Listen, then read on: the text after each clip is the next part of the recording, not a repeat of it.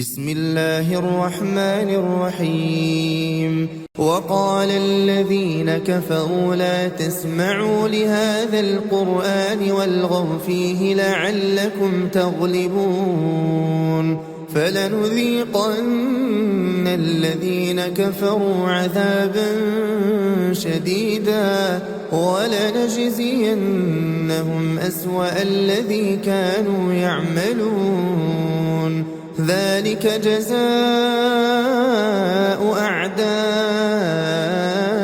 الله النار لهم فيها دار الخلد جزاء بما كانوا بآياتنا يجحدون وقال الذين كفروا ربنا أرنا الذين أضلانا من الجن والإنس نجعلهما تحت أقدامنا ليكونا من الأسفلين إن الذين قالوا ربنا الله ثم استقاموا تتنزل عليهم الملائكة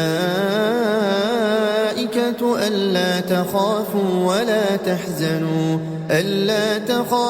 ولا تحزنوا وأبشروا بالجنة التي كنتم توعدون نحن أولياؤكم في الحياة الدنيا وفي الآخرة ولكم فيها ما تشتهي أنفسكم ولكم فيها ما تدعون نزلا من غفور رحيم. اعوذ باللہ من الشیطان الرجیم بسم اللہ الرحمن الرحیم اللہم صلی وسلم علی نبینا محمد وبارک وسلم. ہم نے پچھلی دفعہ عاد اور سمود کے حوالے سے پیچھے کی کچھ آیات میں دیکھا تھا. جو پچھلا رکوع ہم نے کیا تھا 18 to 25، اس میں ہم نے دیکھا تھا کہ آخرت کی طرف انہیں دھکیلا جائے گا، ان کا کیا انجام ہوگا. We spoke about limbs testifying, skins testifying, which is very very scary. بہت اہم جو ایک چیز پچھلی دفعہ کے لیسن میں آیا 25 میں تھی، فَزَيَّنُوا لَهُم مَّا بَيْنَ أَيْدِيهِمْ وَمَا خَلْفَهُمْ. تو جب برے اعمال بھی خوبصورت ہو جاتے ہیں اور who make their past and present seem fair to them، وہ والی جو بات کی گئی تھی، اور جنوں اور انسانوں دونوں میں سے، اور پھر قرآن کی بات کی گئی تھی.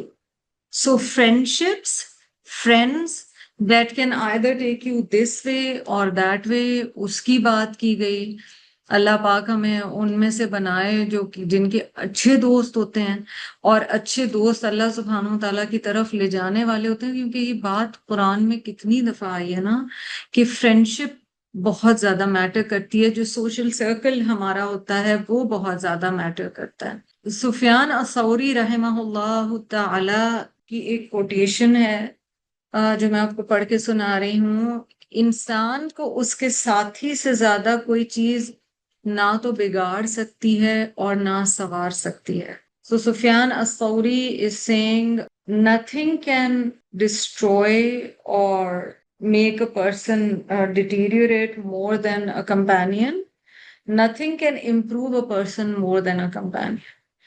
So ہمیں بڑی کیئرفلی اپنے ساتھ دیکھنے ہیں، اپنے دوستوں کو دیکھنا ہے، یہ دیکھنا ہے کہ ہم کن لوگوں کے ساتھ ٹائم گزارتے ہیں.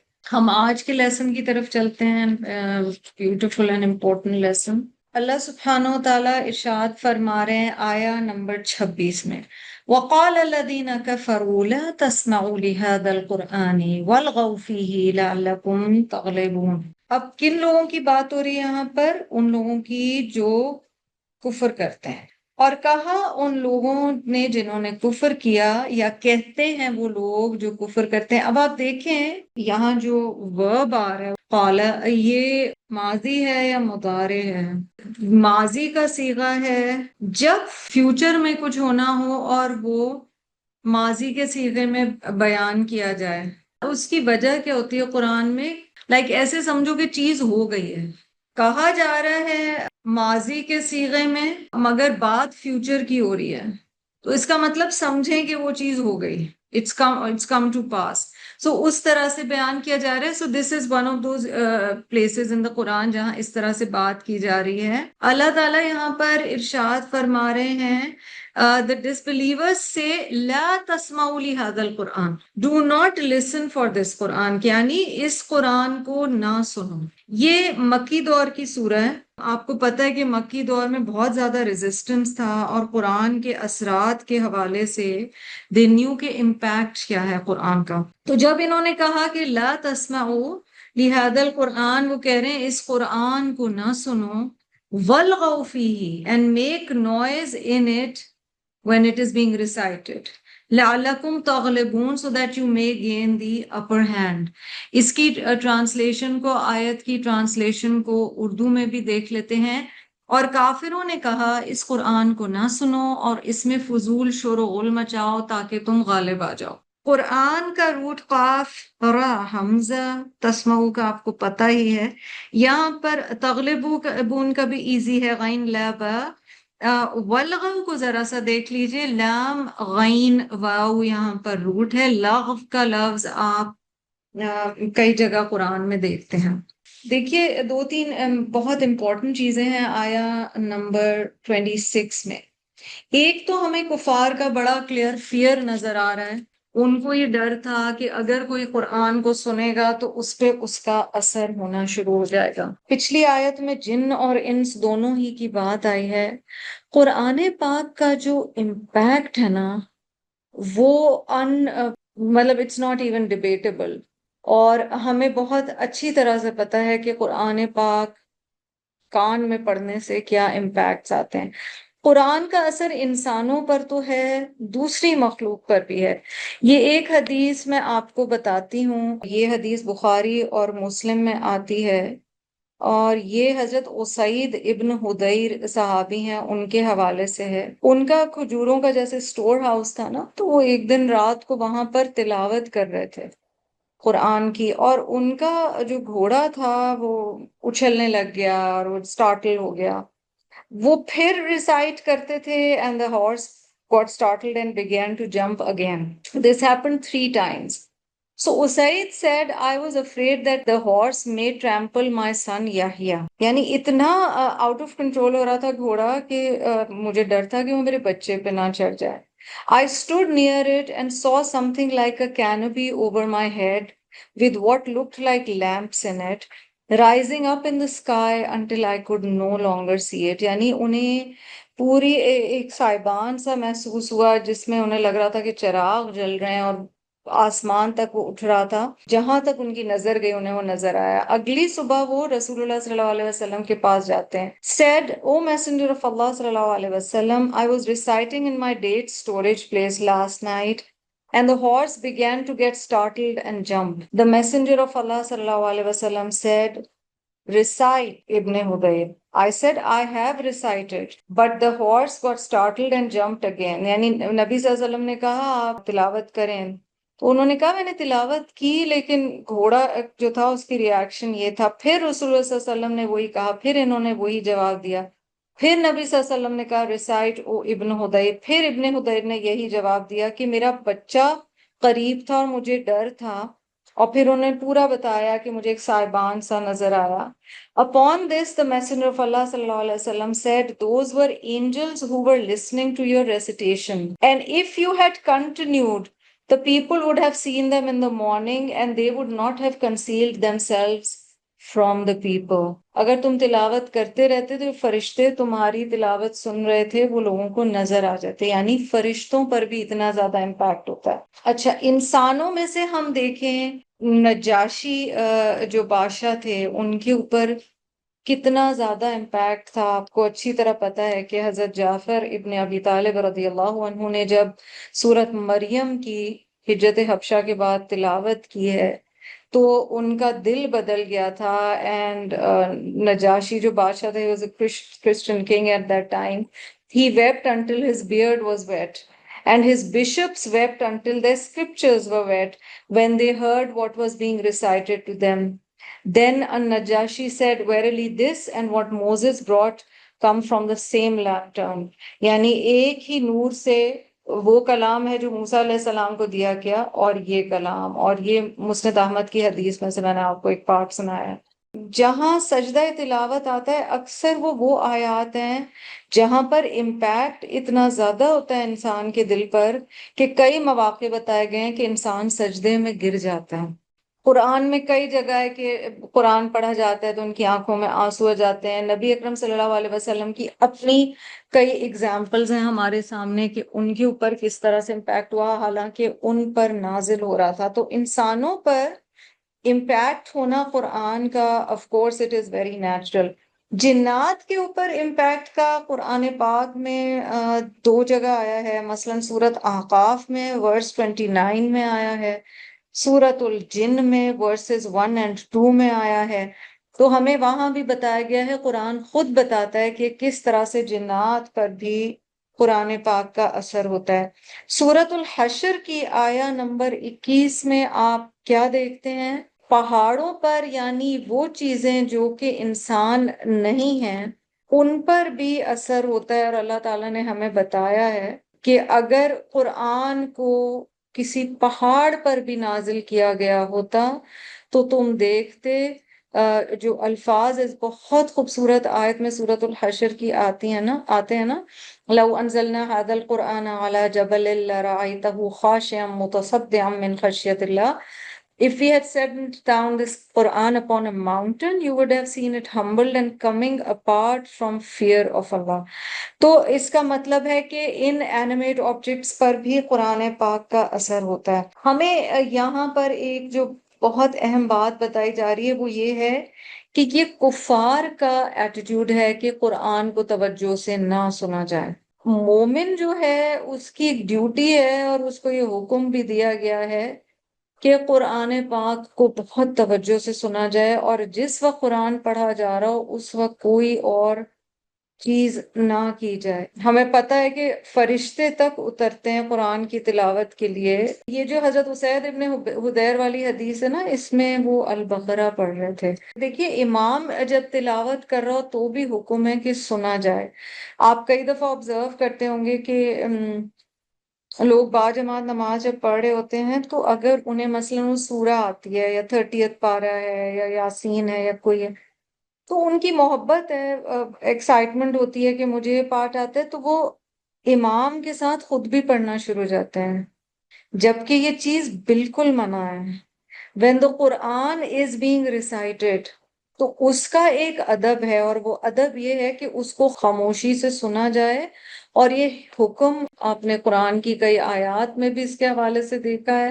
The مومنین will always listen to the Quran because listening is the first way to knowledge, to information and how hearts will be impacted۔ آپ کو یہ بھی یاد ہوگا کہ حضرت عمر رضی اللہ تعالیٰ عنہ کس طرح سے مسلمان ہوئے ہیں۔ انہوں نے سورت طٰہٰ کی آیات سنی اپنی بہن کو تلاوت کرتے ہوئے۔ ہو سکتا ہے آپ کی بھی لائف میں ہوا ہو کہ قرآن کی طرف آپ آنا چاہ رہے ہیں کچھ، اور کسی بھی فارم میں آپ نے کسی کو قرآن آگے پہنچاتے ہوئے سنا۔ So for some people it will be a reciter، اور کوئی ہو سکتا ہے کہ تفسیر اس طرح سے کرا رہا ہو، کوئی تجوید ایسے کرا رہا ہو۔ ہر ایک کے لیے ڈیفرنٹ طریقے، اللہ نے ڈیفرنٹ راستے بنائے ہوئے ہیں، لے جاتا ہر راستہ قرآن ہی کی طرف ہے اگر ہدایت کا راستہ ہے۔ لیکن ان لوگوں کا ایٹیٹیوڈ کیا تھا؟ یہ چاہتے تھے کہ کوئی قرآن کو نہ سنے، تو وہ ایک دوسرے کو کہہ رہے ہوتے تھے لا تسمعوا لہذا القرآن والغوا فیہ۔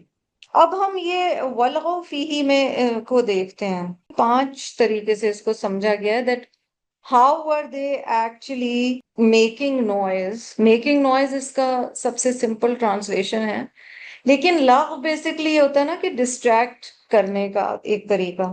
پہلا ان لوگوں کا طریقہ یہ ہوتا تھا کہ جو سمپلسٹ طریقہ ہے، جو ٹرانسلیشن میں بھی آپ کو سمجھ آ رہا ہے، کہ شور مچاتے تھے when anybody was reciting the قرآن، یعنی کوئی کنسنٹریشن سے سن نہ پائے قرآن۔ تالیاں بجانا، ہوٹنگ کرنا، مذاق اڑانا، یہ لوگ یہ سب کرتے تھے جب قرآن پڑھا جا رہا تھا۔ یہ مکی دور کی خاص طور پہ آپ اگر ہسٹری دیکھیں۔ ایک طریقہ جو علماء نے ہمیں بتایا ہے اس کا ہے، وہ ہے کیریکٹر اسیسنیشن، یعنی جو شخص بھی قرآن آگے پہنچا رہا ہے اس کی کردار کشی کرنا۔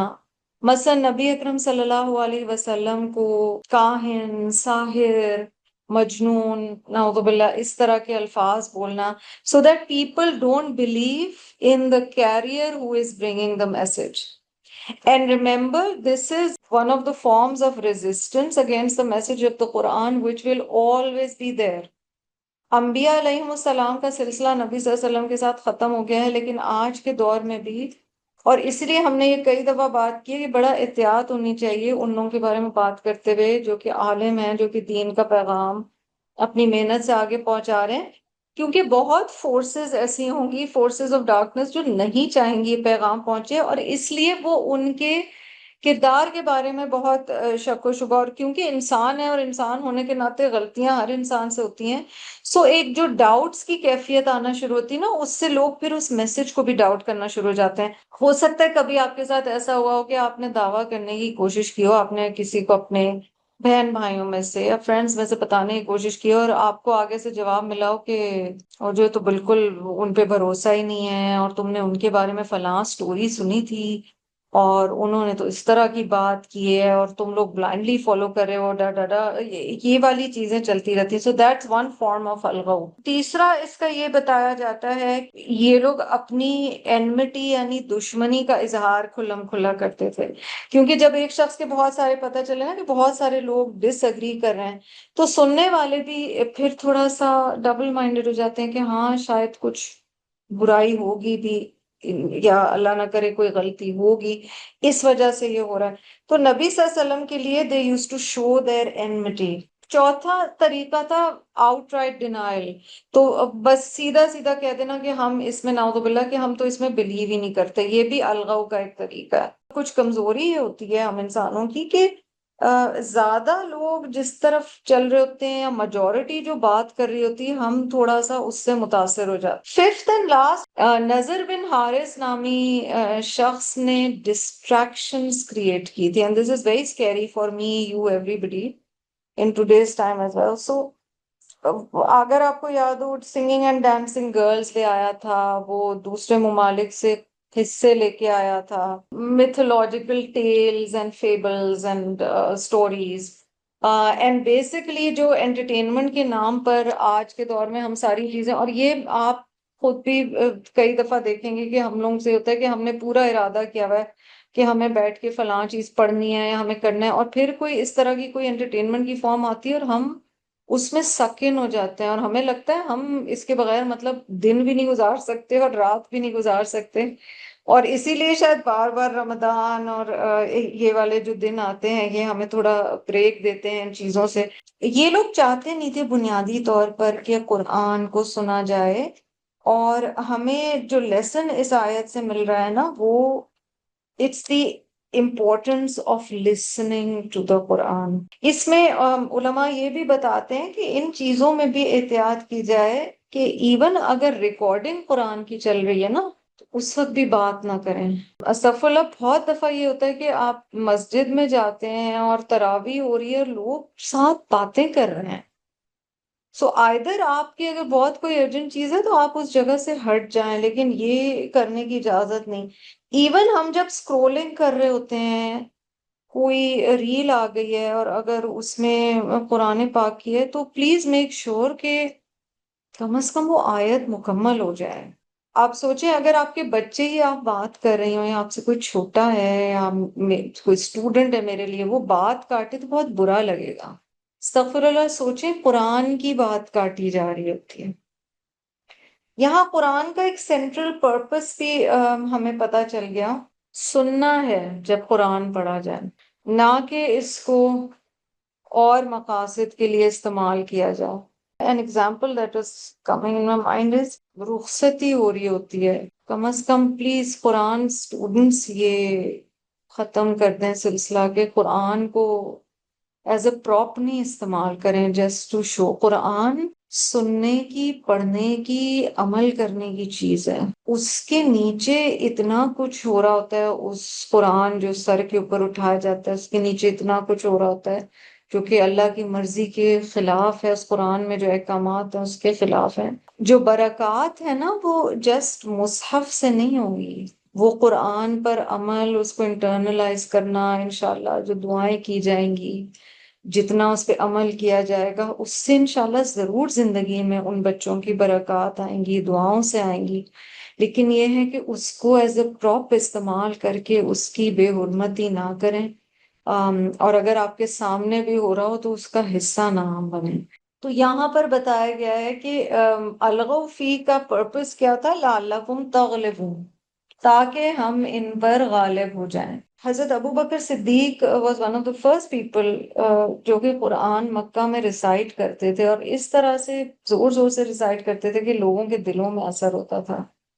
ان کو ایک شخص تھے مکہ ہی کے، انہوں نے امان دی تھی کیونکہ ان پر اتنی زیادہ لوگوں نے سختی شروع کر دی تھی کفار نے، کہ ایک سٹیج پہ حضرت ابو بکر نے سوچا کہ مجھے بھی حبشہ مائگریٹ کر کے چلے جانا چاہیے، ہجرت کر کے.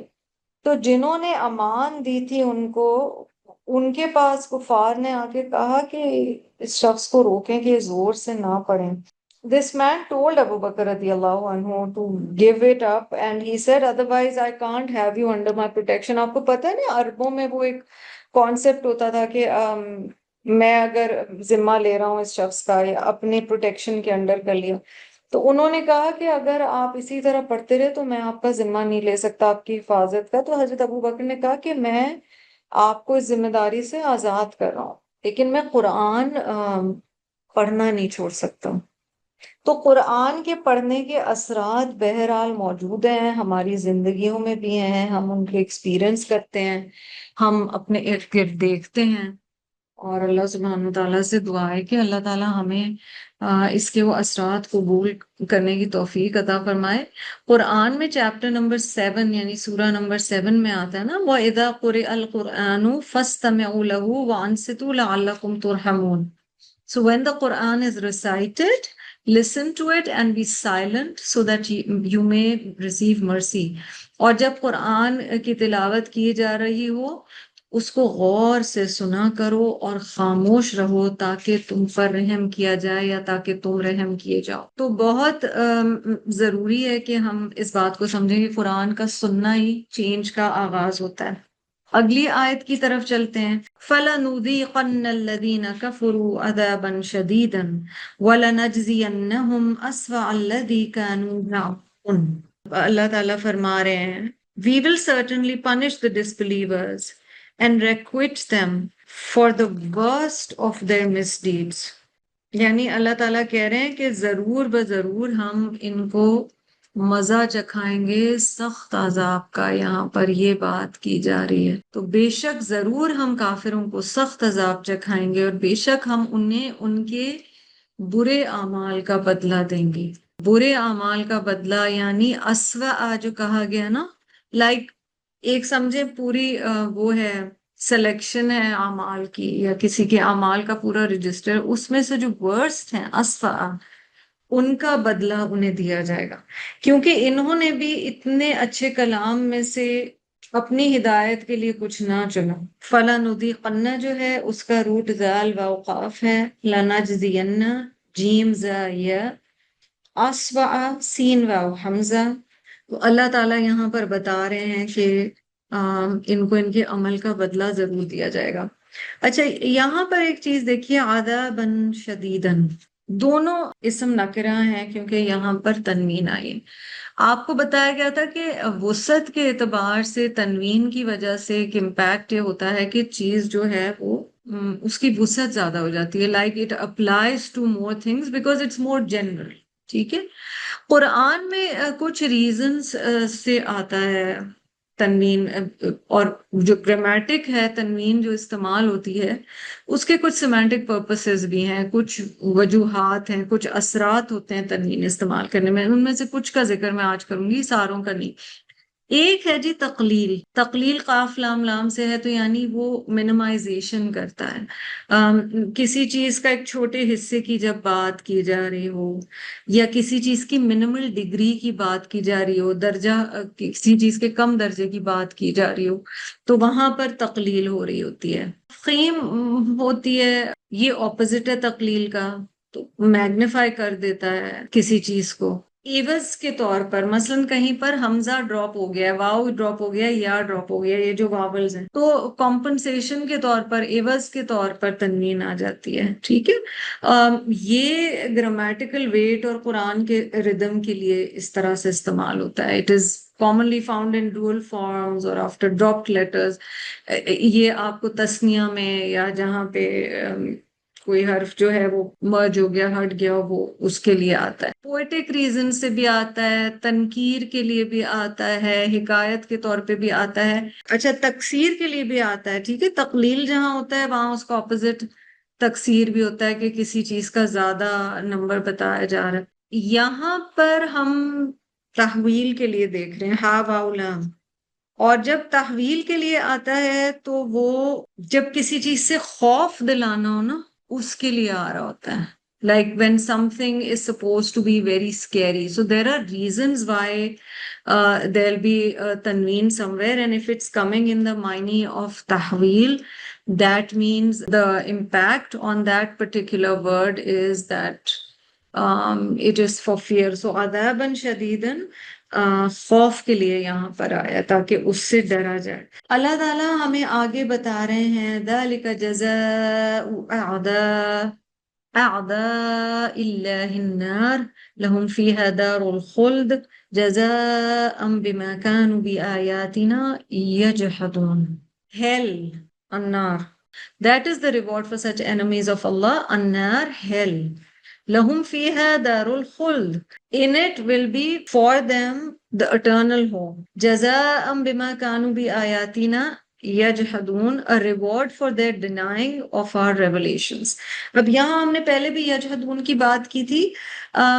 جہدہ انکار کے معنی میں تو ہے، لیکن جو سب سے سیویئر انکار ہوتا ہے نا وہ یجحدون ہے. یعنی آپ کو کسی چیز کی حقیقت پتہ ہے، اس کے باوجود آپ ڈیلیبریٹلی جانتے ہوئے انکار کر رہے ہیں.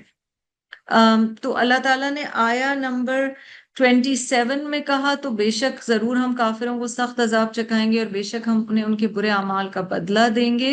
اور اللہ تعالیٰ آیت نمبر 28 میں کہہ رہے ہیں یہ اللہ کے دشمنوں کا بدلہ ہے آگ، ان کے لیے اس میں ہمیشہ رہنے کا گھر ہے. یہ اس بات کی سزا ہے کہ وہ ہماری آیات کا انکار کرتے تھے. یہاں پر بھی آیاتینا آیا ہے، صرف آیاتینا نہیں آیا ہے. اور یہاں بی کا اثر یہ ہو رہا ہے معنی پہ that it's the meaning shows that it's not just rejection but also denying and then calling it a lie. یعنی صرف انکار نہیں کر رہے تھے، اس کو جھوٹا بھی ثابت کرنے کی کوشش کر رہے تھے. خلد، دار الخلد یہاں پر آیا ہے لفظ. دیکھیں برزخ نہیں ہے یہ، کیونکہ برزخ تو ایک وقتی ٹائم ہے نا، ہے بہت لمبا جو دنیا سے جا کے ٹائم ہے، مگر وہ پھر بھی ٹیمپرری ہے کیونکہ آخرت پھر آنے والی ہے. بیچ کا انٹرم ٹائم پیریڈ برزخ ہے، جو سمجھیں ایک گیپ ٹائم ہے. مگر جو دار الخلد ہے وہ ہمیشہ رہنے والی چیز ہے. اللہ تعالیٰ آگے فرما رہے ہیں وَقَالَ الَّذِينَ كَفَرُوا رَبَّنَا أَرِنَا الَّذِينَ أَضَلَّانَا مِنَ الْجِنِّ وَالْإِنسِ نَجْعَلْهُمَا تَحْتَ أَقْدَامِنَا لِيَكُونَا مِنَ الْأَسْفَلِينَ. بڑی اسٹرانگ آیت ہے. اللہ تعالیٰ ارشاد فرماتے ہیں، میں انشاءاللہ روٹس بھی ابھی بتاؤں گی. اور کافر جہنم میں جا کے کہیں گے اے ہمارے رب ارینا، ہمیں دکھا، الذین اضلانا، وہ لوگ جنہوں نے یا وہ ہستیاں جنہوں نے ہمیں گمراہ کیا، من الجنی والانسی، انسانوں میں سے، جنوں میں سے اور انسانوں میں سے. یا یہ ہے کہ گروپس کی بات ہو رہی ہے کیونکہ پلورل میں ہو رہی ہے. اور کافر جہنم میں جا کر کہیں گے اے ہمارے رب ہمیں جنوں اور انسانوں کے وہ دونوں گروہ دکھا جنہوں نے ہمیں گمراہ کیا، تاکہ ہم کیا کریں، نجعلہما تحت اقدامنا. پوری باڈی لینگویج بھی بتائی جا رہی ہے کہ یہ کیا کرنا چاہ رہے ہیں، تاکہ آج ہم انہیں اپنے پیروں کے نیچے روند ڈالیں. تحت اقدامنا، we want to trample them under our feet. Lacuna من الاسفلین، تاکہ وہ جہنم کے سب سے نیچے والوں میں سے ہو جائیں. تو یہاں پر ان کا ایٹیٹیوڈ بھی بتایا گیا ہے، body language. Use of fat in anger shows extreme anger نا. بہت زیادہ غصہ ہو تو پیروں کا استعمال کیا جاتا ہے. تو ان لوگوں کا پیروں کا استعمال یہاں پر بتایا جا رہا ہے کہ یہ چاہتے یہی ہیں. ہم آیت کی انگلش میں بھی ٹرانسلیشن دیکھتے ہیں.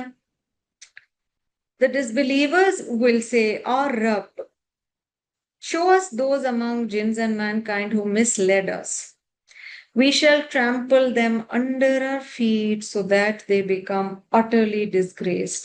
یعنی انہیں کیونکہ ذلت محسوس ہو رہی ہے آخرت میں، اب انہیں سزائیں مل رہی ہیں، تو اب وہ خود اس سزا کے بدلے ان لوگوں پہ ناراض ہیں جن کی وجہ سے ڈسٹریکٹ ہوئے تھے، کیونکہ پیچھے قرآن کی بات آئی ہے، دوستیوں کی بات آئی ہے. آدھا کا لفظ آ رہا ہے جی آیا 28 میں، عین دال واو. النار آپ کو بہت کلیئرلی پتا ہے، نار اور نور کا سیم روٹ ہے، نون واورا. دار دال واورا سے ہے. آیات آیت کی جمع روٹ ہے حمزہ یا. ارنا کا روٹ ہے را حمزہ یا. اضلانا ضاد لام لال. سورۃ الفاتحہ میں والضالین ہم پڑھتے ہیں، اسی روٹ سے ہے. الجن جیم نون نون کا جو روٹ ہے، پھر یاد دہانی کراؤں، یہ ہر اس چیز کے لیے استعمال ہوتا ہے جو ہڈن ہو، انویزیبل ہو. جن کیونکہ انسانوں کے لیے انویزیبل مخلوق ہے، تو یہ روٹ ہے. جنین کہتے ہیں فیٹس کو، because that is the state of the child when it's still in the mother's womb, so it's not clearly seen. جنت کا لفظ آتا ہے آخرت میں کیونکہ ابھی وہ بھی غیب ہے. الانس حمزہ نون سین. نجعلہما جیم عین لام نجعل، ٹھیک ہے. ہما تسنیہ کی ضمیر آ رہی، اور اسفلین سین فے اور لام.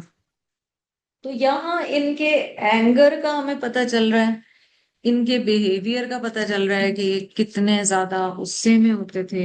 اور یہ جو ہے نا وہ لیڈ اس اسٹرے. الذین اضلانا. علی رضی اللہ تعالی عنہ نے اس کے بارے میں کہا ابلیس and the son of Adam who killed his brother، کہ یہ جو ہے نا اضلانا من الجن والانس، تو اس میں مراد ہے ایک تو ابلیس کیونکہ وہ جن کی کیٹیگری میں آ گیا، اور الانس آدم علیہ السلام کا وہ بیٹا جس نے پہلا گناہ کیا تھا اور پہلا قتل کیا تھا، اپنے بھائی کو مارا تھا. کیونکہ اس گناہ میں کئی چیزیں شامل تھیں. ایک تو پائنیئرنگ، سٹارٹنگ سن، پھر یہ ہے کہ جیلسی کا سن تھا، حسد کا سن تھا، تو بہت ساری چیزیں، اور پھر قتل کا itself. السدی reported that Ali رضی اللہ عنہ said, Iblis is followed by everyone who commits shirk.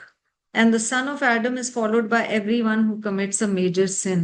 یعنی جو بھی شرک کرتا ہے وہ ابلیس کی پیروی کر رہا ہے، اور جو بھی کوئی بھی گناہ کرتا ہے کبیرہ گناہ، وہ آدم علیہ السلام کے اس بیٹے کی پیروی کر رہا ہے.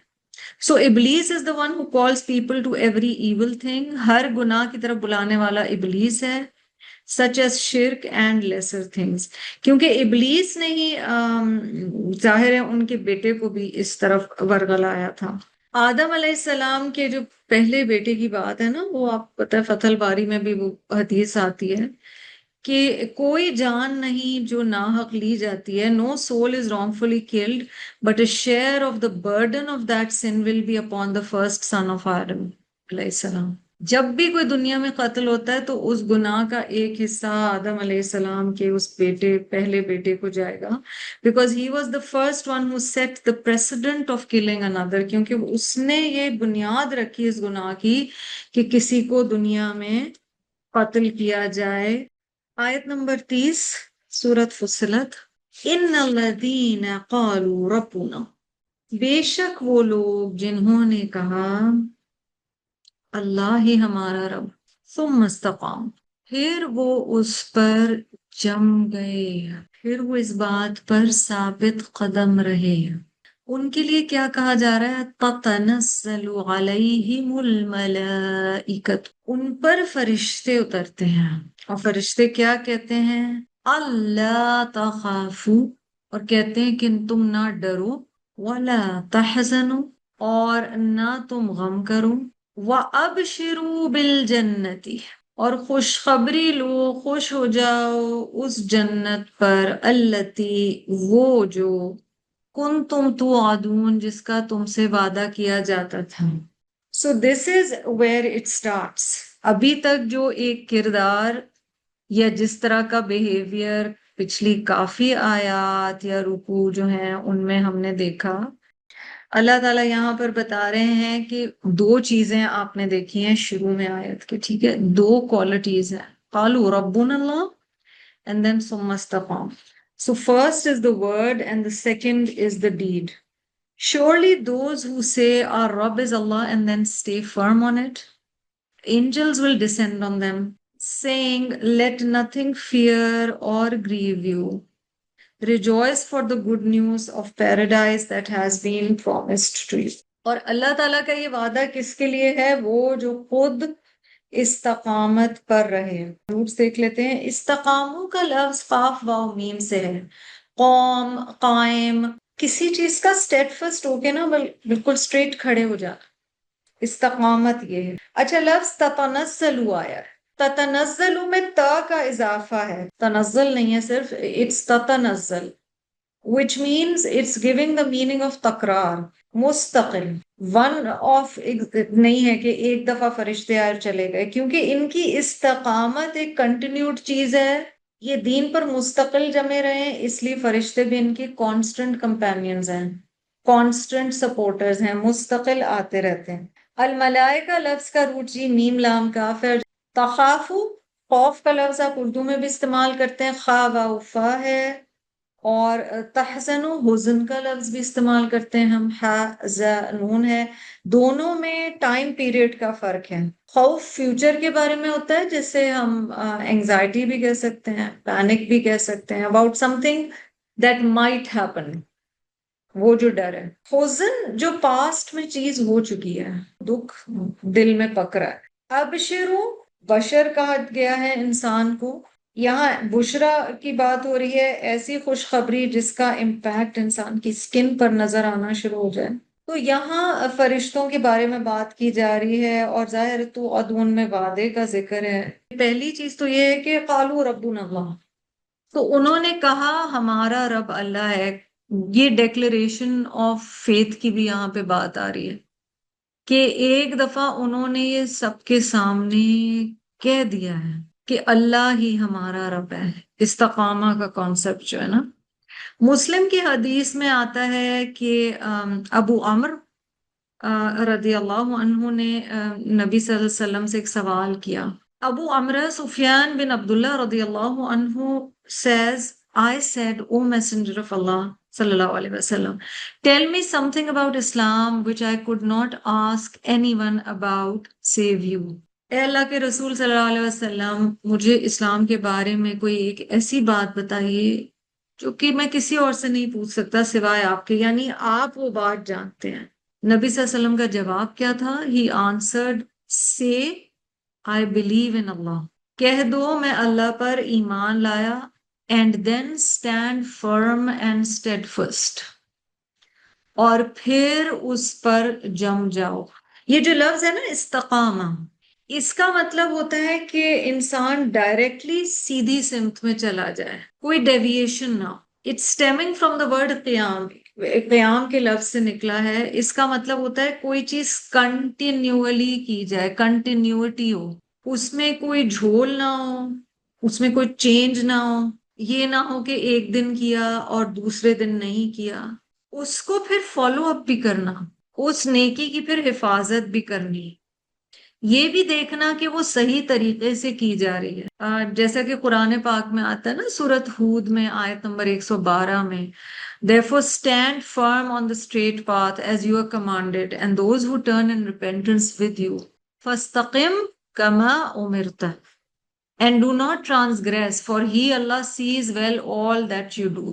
اور حضرت عبداللہ ابن عباس کہتے تھے کہ یہ جو آیت تھی یہ نبی صلی اللہ علیہ وسلم پر سب سے بھاری آیت تھی قرآن کی. Therefore stand firm on the straight path as you are commanded and those who turn in repentance with you. صرف نبی صلی اللہ علیہ وسلم نہیں، ان کے ساتھ جو ان کی امت کے لوگ تائب ہو کر اللہ کی طرف مڑ کر آئے.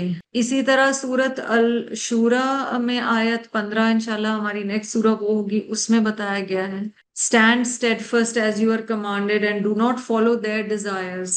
استقامت کا پھر مطلب ہوا کہ کسی چیز پر جم جانا، جس طرح اللہ نے حکم دیا، جس چیز کا اللہ نے حکم دیا، جو اللہ نے فرائض دیے ان کو پورا کر، جن چیزوں سے اللہ نے روکا ہے ان سے رک جانا، نہ اپنے خواہشات نہ دوسروں کے خواہشات. کیونکہ پیچھے آیا نا الغو، اور یہ پھر آیات کیوں فوراً آئی ہیں پچھلی آیات کے بعد، الغو کے ذکر کے بعد. اور یہ ہر دور میں ہوگا. بہت ساری فورسز ہوں گی جو اس راستے سے ہمیں ہٹانے کی کوشش کریں گی. کبھی وہ طاقتیں بیرونی ہوں گی، کبھی اندرونی ہوں گی. کبھی ہمارا اپنا نفس ہمارے لیے پرابلم کریٹ کر رہا ہو. کبھی ہم نے سوچا ہے کہ یہ ہمیں صبح شام کی دعاؤں میں یہ والی دعا خاص طور پہ کیوں بتائی گئی ہے، یا حیو یا قیوم برحمتک استغیث واصلح لی شانی کلہ ولا تکلنی الی نفسی طرفۃ عین. آنکھ جھپکنے کی دیر کے لیے بھی یا رب مجھے میرے نفس کے حوالے نہیں کرنا. کیونکہ انٹرنل بھی ہو سکتا ہے نا اسٹرگل، وہ پھر دو آتشی ہو جاتا ہے جب باہر سے بھی ماحول ایسا ہو، دوست ایسے ہو، سوسائٹی ایسی ہو، انسان ڈسٹریکٹ ہونا شروع ہو جاتا ہے. ابن القیم رحمہ اللہ کہتے ہیں کہ 5 کنڈیشنز ایسی ہیں یا 5 شرائط ایسی ہیں جو کہ مدد کرتی ہیں کہ انسان استقامت کے درجے کو پہنچے، جب جو ہم سے مانگے گئے ہیں نا اعمال وہ کرنے میں. پہلی چیز وہ کہتے ہیں اخلاص، صرف اور صرف اللہ کے لیے کام کیا جائے. The act should be done for the sake of Allah alone. Doesn't matter کوئی تعریف کرے، کوئی انکریج کرے، کوئی سپورٹ کرے، کوئی نہ کرے، کرنا ہے. Number 2 and this is very important which is where ہم لوگ جو سمجھنے کی، قرآن کو پڑھنے کی کوشش کریں وہ بیچ میں آ جاتی ہے. It should be done on the basis of العلم اور دی نالج. جو اللہ تعالیٰ نے علم دیا نا وحی کے ذریعے ہمیں بتایا، قرآن حدیث سننا، یہ جو قرآن دین کا علم ہے اس کی بنیاد پر عمل کیا گیا. پھر یہ performing عبادت should be in the same manner as they have been commanded. عبادت اس طرح کی جائے جس طرح حکم دیا گیا ہے. مثلا اگر 5 وقت کی نماز ہے دن میں تو کوئی یہ نہیں کہہ سکتا میں تو 7 وقت پڑھوں. ٹھیک ہے، جس طرح حکم دیا گیا. 2.5% زکوٰۃ ہے تو 2.5% زکوٰۃ ہے. چوتھی چیز وہ کہتے ہیں to do it in the best way possible. جو سب سے احسن طریقے سے کر سکتے ہیں وہ کریں. اور 5ویں چیز restricting oneself to what is lawful while performing those deeds. نیکیاں کرتے ہوئے بھی احساس یہ ہو جو جائز ہے نا بس میں اس کے اندر رہوں. یہ مجھے بہت اہم لگا جو آخری چیز ہے کہ استقامت کے لیے ضروری ہے کہ ہم نیکیاں بھی جو کر رہے ہوں نا وہ جائز حدود کے اندر ہوں. مثلا فیملی کی خدمت، خیال، یہ سب ہمارے لیے عبادت کا درجہ رکھتے ہیں اگر ہم اللہ کی رضا کے لیے کریں. لیکن ہم کئی دفعہ فیملی کو خوش کرنے کے لیے ان حدود سے باہر نکل جاتے ہیں جو اللہ تعالیٰ نے بنائی ہیں، اور وہاں پر ہماری پھر استقامت ڈاواڈول ہو جاتی ہے. ہمیں خود نہیں سمجھ آ رہا تھا کہ ہم نے یہ کام تو شروع بڑی اچھی نیت سے کیا تھا and where did I go wrong؟ کہاں میں اتنا ڈسٹریکٹ ہو گئی، اس لیے کہ کہیں شاید ہم نے کسی نیکی ہی کو اس طریقے سے نہیں کیا یا ان حدود کے اندر نہیں کیا جو ہمیں بتایا گیا. استاذہ ہماری جو ایک ایگزامپل دیتی تھی کہ یہ دیکھو کہ دیوار میں اگر آپ کوئی کیل ٹھوک رہے ہیں، اب وہ کیل نہ تو ڈھیلی ہونی چاہیے اور نہ ٹیڑھی ہونی چاہیے. اب خود کو دیکھیں، اور اس کے اوپر ایک ہیوی پینٹنگ آپ نے لگانی ہے.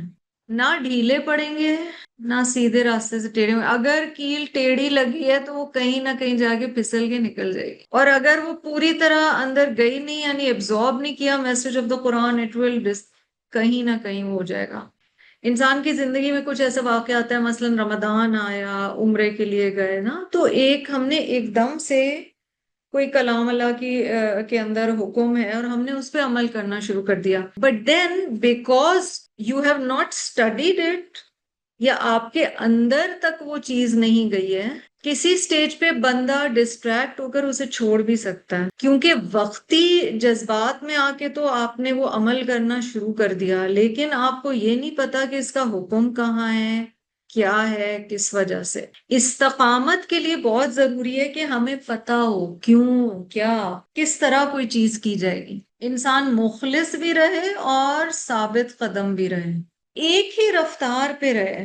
اچھا یہاں یہ نہیں بات کی جا رہی ایمان میں تو فلکچویشنز آتی ہیں، ہم انسان ہیں، کسی وقت پہ ہم بہت زیادہ کسی چیز میں انوالو ہوں گے، کسی وقت پہ ہم نہیں ہوں گے، مگر یہ ہے کہ ایک لیول جو عقیدے کا ہے نا وہ ایک جیسا ہی رہے، اور ایک بیس لائن عمل جو ہے کم از کم وہ کنسسٹنٹ رہے گا. نمازیں پتہ ہے فرض ہیں، تو کچھ ہو جائے وہ فرض نماز تو پڑھ ہی رہے ہیں، ٹھیک ہے، وہ ضروری ہے، اور پھر ظاہر ہے اس میں درجات بڑھتے ہیں.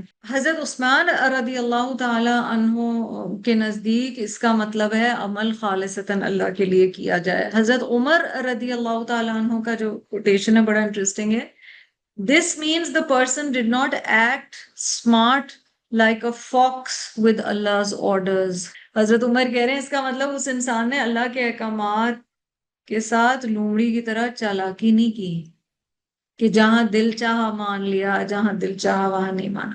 حضرت علی کا تو بڑا اسٹریٹ فارورڈ ہے رضی اللہ عنہ. وہ کہتے ہیں اس کا مطلب ہے اللہ کے دیے ہوئے تمام فرائض پورے کرنے ہیں، یہ استقامت ہے.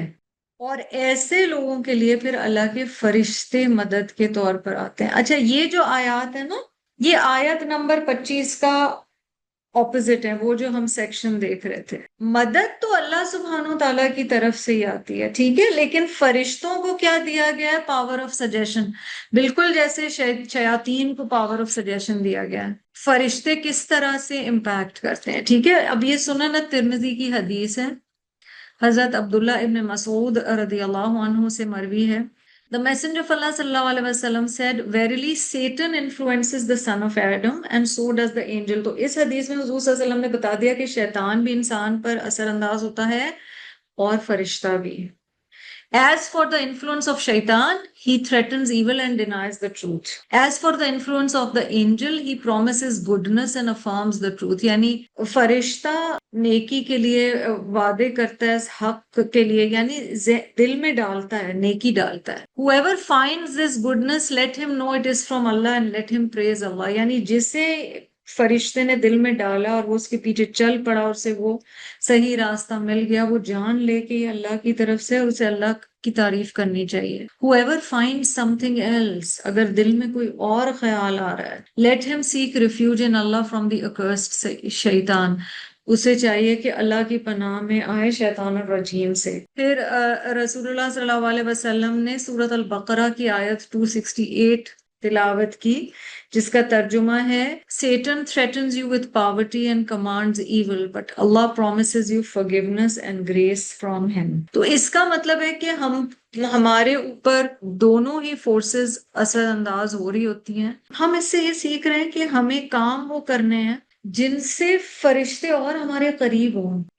مثلاً آپ نے کتاب العلم میں احادیث دیکھی ہیں جس میں ہے کہ جن محفلوں میں قرآن پڑھا جا رہا ہوتا ہے ان کو فرشتے اپنے پروں سے ڈھانپ لیتے ہیں. اب وہاں فرشتوں کے قرب اور مدد کا ایک راستہ آ رہا ہے کیونکہ آپ قرآن سے کنیکٹڈ ہیں. جب قرآن سے کنیکٹڈ ہیں تو اس کا مطلب فرشتوں سے بھی ایک کنیکشن کلوزر ہے. یہ بڑی پیاری حدیث ہے مسند احمد کی. ابو ہریرہ رضی اللہ تعالیٰ عنہ سے مروی ہے. The Prophet sallallahu alaihi wasallam said, verily the mosques have pillars with whom the angels sit. جو لفظ آیا نا عربی میں ان للمساجدی اوتادا، مسجدوں کے بھی پیگز ہوتے ہیں.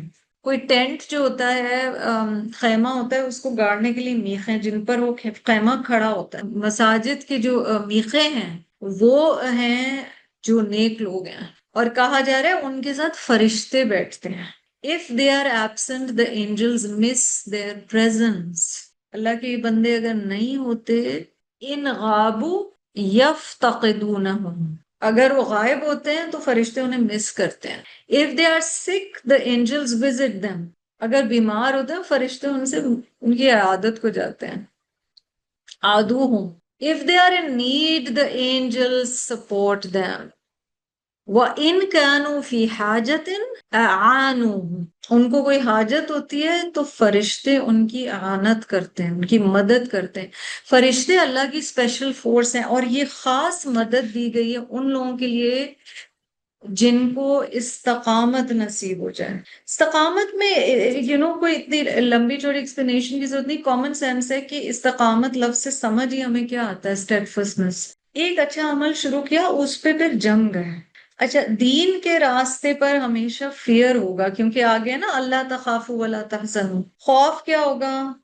فیوچر میں کیا ہوگا، میں اس پہ استقامت سے رہ سکوں گی یا نہیں، میں اس حکم پر عمل کروں گی تو اس کے کانسیکوینسز کیا ہوں گے، میری فیملی کیا کہے گی، میرے فرینڈز کیا کہیں گے. So at such a time, اب آپ سمجھ رہے ہیں کہ کوئی ایک چیز پہ عمل کرنا ہم نے شروع کیا، میں نے آپ نے، اور ہمیں پتہ ہے کہ اللہ کا حکم ہے، اور اس میں دو فورسز ہیں. ایک طرف سے آ رہا ہے کہ اگر یہ کرو گی تو دیکھو یہ اس کا نتیجہ نکل سکتا ہے، دنیاوی اعتبار سے یہ نقصان ہے. اور دوسری طرف سے فرشتے اپنا کام کر رہے ہیں، وہ دل میں ڈال رہے ہیں کہ نہیں، جمے رہو. اسی لیے قرآن کی جو اینڈنگ ہے نا، وہ سورۃ الناس پہ ہے، الذی یوسوس فی صدور الناس.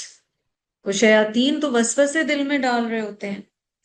At the same time, angels are giving strength. فرشتے کس کس وقت ساتھ دیتے ہیں؟ دنیا میں جب جان نکالنے آتے ہیں اس وقت خوشخبری دے رہے ہوتے ہیں.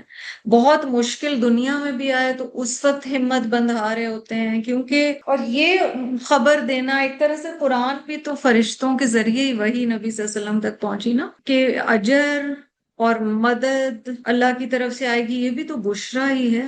جتنا ہم اللہ کے لیے خالص ہوتے جائیں گے اتنا لوگ چھٹتے جائیں گے. This deen, this Quran, and if you're attempting to work on it and act on it, it is like a sieve. چھنی نہیں ہوتی، اس میں سے کنکر ونکر اوپر رہ جاتا ہے، باقی اصل چیز نیچے چلی جاتی. کیونکہ توحید لوگوں سے برداشت نہیں ہوتی. اب آپ کہیں گے ہم تو مسلمان ہی ہیں، لا الہ الا اللہ تو سب پڑھتے ہیں، کیوں لوگوں سے توحید نہیں مسلمان برداشت ہوتی؟ صرف اللہ کے احکامات پر چلنا، نہ معاشرے کے، نہ قبیلے کے، نہ برادری کے، نہ سوشل سرکل کے، صرف اللہ کے احکامات پر چلنا، یہ بھی توحید کا حصہ ہے. جب آپ یہ کریں گے تو ہر ایک سے برداشت نہیں ہوگا. اور یہاں جو تتنزلو کی بات آئی ہے نا، کہ مستقل فرشتے نازل ہو رہے ہیں، سبحان اللہ، how beautiful this is.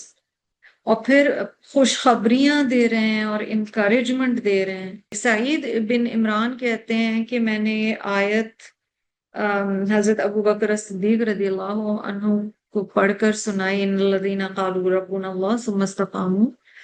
He said those are the ones who do not associate anything with Allah. تو حضرت ابو بکر صدیق کے نزدیک یہ ہے کہ شرک نہ کیا جائے. سفیان بن عبداللہ الثقفی کہتے ہیں کہ میں نے رسول اللہ صلی اللہ علیہ وسلم سے کہا کہ مجھے کوئی ایسی چیز بتائیں جو آپ کے علاوہ کوئی نہ بتایا. دوسری روایت میں ہے tell me something I can adhere to. ایک کوئی ایسی چیز بتائیں جس پہ میں جم جاؤں. قل ربی اللہ ثم استقم. نبی صلی اللہ علیہ وسلم نے کہا say my Lord is Allah then stand firm. پھر ان صحابی نے نبی صلی اللہ علیہ وسلم سے کہا کہ یا رسول اللہ صلی اللہ علیہ وسلم، آپ میرے لیے سب سے زیادہ کس چیز سے ڈرتے ہیں؟ O messenger of Allah, what do you fear most for me صلی اللہ علیہ وسلم. The messenger of Allah صلی اللہ علیہ وسلم took hold of the edge of his tongue and said هذا، یہ میں سب سے زیادہ ڈرتا ہوں زبان سے. اس کا مطلب زبان کا غلط استعمال استقامت کو بھی افیکٹ کر سکتا ہے. وہ لمبی حدیث ہے، یہاں پہ صرف یہ حصہ میں پڑھوں گی. مسند احمد والے نریشن میں سے کہا گیا ہے the angels say to the soul of the believer come out O good soul from the good body in which you used to dwell, come out to rest and provision and a Lord who is not angry. ان الملائکۃ تقول لروح المؤمن اخرجی ایتها الروح الطیبۃ فی الجسد الطیب کنت تأمرینہ. یعنی اے پاک روح جو کہ پاک جسم میں تھی، جس میں تم آباد تھے، باہر نکلو. اخرجی الی روح وریحان ورب غیر غضبان. باہر نکلو آرام کی طرف. ریحان خوشبو کو بھی کہا گیا رزق کے لیے بھی، یعنی جنتوں کی طرف. ورب غیری غضبان، ایسے رب کی طرف جو تجھ سے ناراض نہیں. تو اس وقت بھی فرشتے ساتھ ہوں گے جس وقت جان نکالنے آئیں گے. اور یہاں رہنا کسی نے بھی نہیں ہے، جانا ساروں نہیں ہے. میں صرف انٹروڈیوس اگلی دو آیات آپ کو کراؤں گی تاکہ آپ اس کے بارے میں ریفلیکٹ کریں، اس کا ترجمہ دیکھیں اور دیکھیں گے اس میں کیا کہا جا رہا ہے. فرشتے کہیں گے مزید، نحن اولیاؤکم فی الحیات الدنیا والآخرہ، we are your protectors in this life and in the hereafter. یعنی فرشتے کہیں گے ہم دنیا کی زندگی میں اور آخرت میں بھی تمہارے دوست، تمہارے حفاظت کرنے والے. وَلَكُمْ فِيهَا مَا تَشْتَهِي أَنفُسُكُمْ، اور تمہارے لیے جنت میں ہر وہ چیز ہے جس کا تمہارا دل چاہتا ہے، جس کی تمہارے دل میں خواہش ہے. There you shall find everything that your souls will desire. وَلَكُمْ فِيهَا مَا تَدَّعُونَ، اور تمہارے لیے اس میں ہر وہ چیز ہے جو تم طلب کرو گے، جو تم مانگو گے. And all that you can ask for. دو لیولز اس آیت میں بتائے جا رہے ہیں، ایک تو تشتہی اور ایک تدعون بتایا گیا. تشتہی شین ہا واؤ سے ہے، شہوت. جب کسی چیز کی ابھی خواہش ہی ہے، اٹس اسٹل ان سائڈ، ابھی سوچا ہی ہے، دل ہی چاہ رہا ہے. دیکھیں جو کا لفظ بھی قرآن میں آتا ہے نا، وہ بھوک کے لیے آتا ہے، اور بھوک وہ چیز ہے جو نمبر ون ایزیلی سیٹسفائی ہو جاتی ہے. ٹھیک ہے، تھوڑا سا آپ نے کھایا، پیٹ بھر گیا یا بھوک ختم ہو. کسی بھی چیز سے سیٹسفائی ہو جاتی ہے. مثلاً اگر بہت زیادہ بھوک لگی اس وقت آپ کچھ بھی کھا لو گے. لیکن اشتہا جو ہے نا، that is more in the meaning of craving. Allah ہمیں معاف کرے، we are so spoiled for choices. Allah نے اتنا رزق دیا کہ ہم کہہ رہے ہیں نہیں اس وقت میرا یہی کھانے کا دل ہے. یہ اشتہا ہے. اچھا، ابھی اشتہا اندر پیدا ہوئی، اور تدعون ہے ناؤ یو سیڈ مجھے یہ چاہیے، یا اللہ مجھے یہ چاہیے. دونوں لیولز بتائے گئے ہیں. وَلَكُمْ فِيهَا مَا تَشْتَهِي أَنفُسُكُمْ وَلَكُمْ فِيهَا مَا تَدَّعُونَ. مانگے بھی ملے گا، بن مانگے بھی ملے گا. استقامت سے روکنے والی چیز انسان کو خواہشات ہی ہیں. یہ ڈیزائرز ہی ہیں جو انسان کو اللہ کی راہ پر جمے رہنے سے روکتے ہیں. کہا یہ جا رہا ہے یہاں تم اپنی خواہشات کو روکو، وہاں جو چاہو گے ملے گا. اور انشاءاللہ اس کی ہم مزید ڈیٹیل بھی دیکھیں گے. دیکھیں دنیا میں تو کچھ ڈیزائرز اچھی ہیں، کچھ ڈیزائرز اچھی نہیں ہیں، کچھ جائز ہیں کچھ ناجائز ہیں. ایک دفعہ حضرت عمر نے دو لوگوں سے پوچھا کہ تمہاری خواہش کیا ہے. اب وہ بھی صحابہ ہی ہیں. تو ایک نے کہا کہ میری خواہش ہے کہ میرے پاس ایک گھر ہو، سونے سے بھرا ہوا ہو، میں سارا اللہ کی راہ میں خرچ دوں. ٹھیک ہے. دوسرے نے کہا میری خواہش ہے ایک گھر ہو، وہ جیمز اینڈ جول سے، زیورات سے، قیمتی چیزوں سے بھرا ہو، میں سارا اللہ کی خاطر خرچ دوں. حضرت عمر نے دیکھیں کیا کہا، I wish I had more men like Mu'adh ibn Jabal and Huzaifa ibn Yaman and I spent them all for Allah. حضرت عمر کہہ رہے ہیں مجھے معاذ ابن جبل اور حذیفہ ابن یمان جیسے اور لوگ مل جائیں اور انہیں میں اللہ کی راہ میں خرچ دوں. ہم کبھی سوچتے ہیں اپنے بچوں کے لیے اللہ مجھے بہت پیارے بچے عطا کرے اور میں انہیں اللہ کی راہ میں لگا، بس میں انہیں اللہ کی راہ میں لگا. تڑپ کے دعا مانگا کریں اپنی اولاد کی، یا اللہ انہیں اپنی راہ میں لگا لے، انہیں اپنی خدمت میں لگا. جب تشتہی کے لیول پر اگر نہ بھی ہوا مگر تدعون تو کرے نا، مانگے تو صحیح، کیا پتا رب دینے والا. اس لیے اللہ تعالیٰ نے یہاں یہ بتایا. اور آخری آیت نزولا من غفور الرحیم، مہمانی ہے رب غفور الرحیم کی طرف سے. غفور الرحیم پہ غفورن اور رحیمن پہ کیوں ختم ہو رہا ہے؟ اس لیے کہ تم جتنے بھی نیک عمل کر لو، اگر اللہ کی مغفرت اور رحمہ نہیں ہوگی تو جنت تک تو پہنچنا نہیں ہے. اور نزول کا لفظ جو آتا ہے نا، وہ ابتدائی مہمانی کے لیے ہوتا ہے. Like when you've just landed, which means better things are to follow. ابھی ویٹ کرو، ابھی اور آئے گا. مزید، مزید کے لفظ پہ انشاءاللہ اگلی دفعہ بات کریں گے، کیونکہ آج ہم نے خواہش کی بات کی، تشتہی، طلب کی بات کی، تتہون. ابھی ہم مزید پر نہیں آئے. قرآن میں مزید بھی آتا ہے، there's more. ابھی یہ نزولن ہے. تو یہ غیبی مدد جو آتی ہے وہ استقامت رکھنے والوں کے لیے آتی ہے. اللہ تعالیٰ ہمیں استقامت عطا فرمائے دین پر. یا مصرف القلوب صرف قلوبنا على طاعتك یا مقلب القلوب ثبت قلبي على دينك الہی آمین ثم آمین. وآخر دعوانا ان الحمد لله رب العالمين. سبحانك اللهم وبحمدك نشهد ان لا اله الا انت نستغفرك ونتوب اليك. السلام علیکم ورحمۃ اللہ وبرکاتہ.